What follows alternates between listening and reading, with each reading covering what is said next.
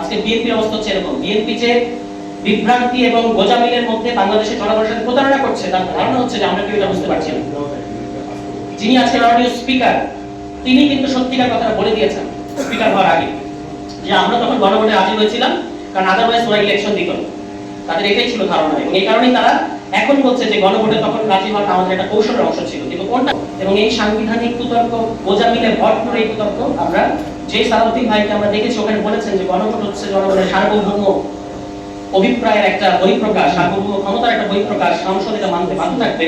তিনি এখন বলছেন গণভোট মানবো, গণরায় মানবো, কিন্তু সাংবিধানিকভাবে মানবো। তো সাংবিধানিকভাবে আপনারা মানবেন। যে চুক্তিকে আমরা অপসারণ করতে বললাম, তখন বললেন যে সংবিধানে এই মুহূর্তে করার সুযোগ নাই, এখন সংবিধান আছে, সংসদ আছে, আপনারা সাংবিধানিক পদ্ধতিতে তাকে অভিশংসন করছেন না কেন? অভিশংসন করছেন না এই কারণে, এটা আমরা বুঝতে পারি আপনাদের নিয়তটা কি। আপনারা তাকে ঠিকই সরাবেন, কিন্তু 1 বছর পর সরাবেন। 1 বছর পর কেন সরাবেন? কারণ এখন যদি আপনারা নতুন রাষ্ট্রপতি নিয়োগ দেন, আপনাদের দলের অভ্যন্তর রাষ্ট্রপতি হওয়া নিয়ে যে গোপন দৌড়ঝাঁপ হচ্ছে বিভিন্ন সিনিয়র নেতৃবৃন্দের মধ্যে, এই খবরও কিন্তু আমাদের কানে আসে। কিন্তু এখন আপনারা রাষ্ট্রপতি করবেন না কেন? আপনারা এখন রাষ্ট্রপতি করবেন না, কারণ হচ্ছে এখন রাষ্ট্রপতি দেওয়ার মানে হচ্ছে এই সরকারের মেয়াদ এবং রাষ্ট্রপতির মেয়াদ সমান হবে। কাজে নির্বাচনের সময় আগে আগে আপনাকে আরেকজন রাষ্ট্রপতি ঠিক করতে হবে। কিন্তু আপনারা চান আসলে সামনে নির্বাচনের সময় যেন আপনাদের দলীয় রাষ্ট্রপতি থাকে। এই কারণে চুক্তিকে আপনারা 1 বছর পর সরাবেন, তখন নতুন রাষ্ট্রপতি দেবেন, যেন নির্বাচনের সময় আপনাদের রাষ্ট্রপতি থাকে। আপনাদের এই খেলা বাংলাদেশের জনগণ বোঝে না, এরকম মনে করবেন না। আপনারা খেয়াল রাখবেন যে ওই যে মরুভূমির উট পাখি শিকারীর তারাকে অনেকক্ষণ দৌড়াতে থাকে এবং এক পর্যায়ে মাথা গুঁজে দেয় বালির মধ্যে। তার ধারণা সে যেহেতু কাউকে দেখছে না, কেউ তাকে দেখছে না। আজকে বিএনপির অবস্থা হচ্ছে এরকম। বিএনপি যে বিভ্রান্তি এবং গোজামিলের মধ্যে বাংলাদেশের জনগণের সাথে প্রতারণা করছে, তার ধারণা হচ্ছে যে আমরা কেউ এটা বুঝতে পারছি না। যিনি আজকের অডিও স্পিকার, তিনি কিন্তু সত্যিকার কথাটা বলে দিয়েছেন স্পিকার হওয়ার আগে, যে আমরা তখন গণভোটে রাজি হয়েছিলাম, কারণ আদারওয়াইজ ওরা ইলেকশন দিত। তাদের এটাই ছিল ধারণা, এবং এই কারণেই তারা এখন বলছে যে গণভোটে তখন রাজি হওয়াটা আমাদের একটা কৌশলের অংশ ছিল। কিন্তু কোনটা কৌশল, কোনটা চতুরতা, আপনারা বলবেন। আপনারা সংস্কার নিয়ে যে টালবাহানা করছেন, ভুলে গেলে চলবে না যে রিফর্ম ডিলেইড মানে হচ্ছে রিফর্ম ডিনাইড। আপনারা সংস্কারকে অস্বীকার করার দিকে যাচ্ছেন।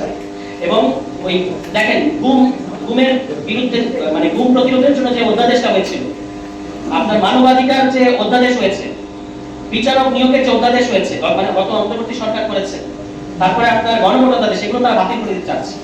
গুমের অধ্যাদেশ এবং গুমের অধ্যাদেশের মধ্যে তারা কি আনতে চাচ্ছে? যে গুমের অধ্যাদেশের মধ্যে এরকম একটা কথা ছিল যে ওই মানবাধিকার যে কমিশন বা গুমের যে প্রতিষ্ঠান, গুম প্রতিরোধ করার যে প্রতিষ্ঠান, তারাই আসলে আদালতের মাধ্যমে গুমকারী ব্যক্তিকে অ্যারেস্ট করার ক্ষমতা তাদের হাতে থাকবে। সরকার এটা নিজের কাছে নিতে চাচ্ছে। তো বাংলাদেশে অতীতে আমরা গুম কাদেরকে করতে দেখেছি? সরকার এবং সরকারি সংস্থাকে করতে দেখেছি। তাদের হাতে যদি অ্যারেস্ট করার ক্ষমতা থাকে, তাহলে তো এই আইন বা এই অধ্যাদেশ থাকা না থাকা সমান। অন্যদিকে তারা দেখবেন এই যে সুবিধাবাদের রাজনীতি, যেগুলো গুরুত্বপূর্ণ অধ্যাদেশ, সেগুলো তারা বাতিল করে দিতে চাচ্ছে। অন্যদিকে স্থানীয় সরকার নির্বাচন না দেওয়ার জন্য তারা স্থানীয় সরকার অধ্যাদেশকে একটা উচিত আকারে, এখানে গত সরকারের মাননীয় যে সাবেক স্থানীয় সরকার উপদেষ্টা তিনি আছেন, তিনি একটা বিশেষ পরিস্থিতিতে তাদেরকে এই অধ্যাদেশটা করতে হয়েছিল। আজকে এই স্থানীয় সরকার অধ্যাদেশকে তারা একটা স্থানীয় সরকার নির্বাচন না দেওয়ার উচিত হিসেবে ব্যবহার করছে। তারা বলছে যে এটাকে আমাদের রিভিউ করতে হবে, ইত্যাদি করতে হবে, এই কারণে নির্বাচনটা একটু পরে হবে।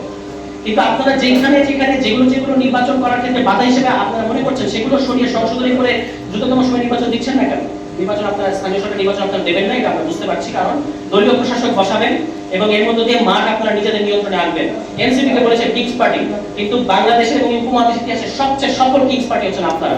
কারণ আপনারা ক্ষমতায় বসে আগেও প্রশাসক বসিয়েছেন, ইতিহাস আছে। এখন আপনারা ক্ষমতায় বসে প্রশাসকের মাধ্যমে, যে প্রশাসক বসিয়েছেন ঢাকা দক্ষিণে, তিনি নির্বাচনে প্রচারণা করছেন মসজিদে মসজিদে গিয়ে। এটা কি কিংস পার্টি না? এই কিংস পার্টিগিরি করে আপনারা এনসিপি কে বলছেন কিংস পার্টি। কি কারণে?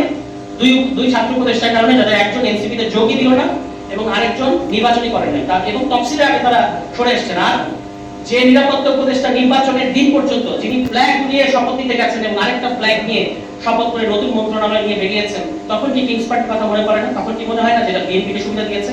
আপনারা জানেন যে গত সরকারের নিরাপত্তা উপদেষ্টা এই সরকারের পররাষ্ট্রমন্ত্রী হয়েছে।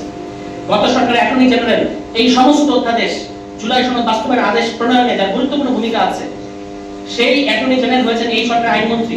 এখন তিনি একটা ডিমেনশিয়া পেশেন্টের মতো আচরণ করছেন, যেন তিনি সমস্ত কিছু ভুলে গেছেন আগে, যে তিনি কি কি আগে এগ্রি করে এসেছিলেন। তো এই যে আপনারা সরকার হওয়ার আগে অ্যাটর্নি জেনারেল অফিসটা দখল করেছিলেন, নিজস্ব অ্যাটর্নি জেনারেল দিয়েছিলেন এবং এখন আবার তাকে আইনমন্ত্রী বানিয়েছেন, সেই আইনমন্ত্রী আবার এই সংবিধান সংস্কার নিয়ে কথা বলেন না, বলেন আবার স্বরাষ্ট্রমন্ত্রী। কি এক অদ্ভুত পরিস্থিতির মধ্যে আছে। সবচেয়ে অদ্ভুত, বিএনপি এটা আমরা মনে করে দিতে চাই, এই ফ্যামিলি কার্ড, কৃষক কার্ড, এই সমস্ত ভেলকিবাজি রাজনীতি আমাদের সাথে করবেন না।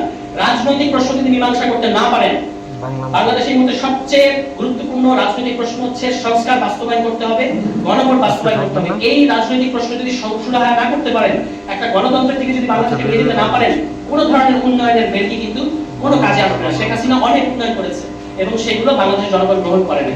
ফলে জনাব তারেক রহমান, আমাদের মাননীয় প্রধানমন্ত্রী, আপনার নাকি প্ল্যান আছে, আমরা এই দেশে এসে আপনি বলেছেন, হোয়াট ইজ ইউর প্ল্যান? আমাদেরকে বলেন যে হোয়াট ইজ ইউর প্ল্যান? সমস্ত রাষ্ট্রীয় প্রতিষ্ঠান ধ্বংস করা কি আপনাদের প্ল্যান? জুলাই সনদ বাদ দেন। 31 দফার মধ্যে আপনারা বলেছেন, 31 দফার মধ্যে বলেছেন আপনারা সাংবিধানিক প্রতিষ্ঠানগুলোতে সংকীর্ণ দলীয় ব্যক্তির ঊর্ধ্বে উঠে আপনারা নিরপেক্ষ নিয়োগ দেবেন। সেই কাজ কি আপনারা করছেন? ওই যে আপনার দলীয় শিক্ষককে ঢাকা বিশ্ববিদ্যালয়ে বসিয়েছেন, ঋণ খেলাপি ব্যক্তিকে বসিয়েছেন বাংলাদেশ ব্যাংকে, তো 31 দফা তো আপনারাই করছেন, জুলাই সনদ বাদ।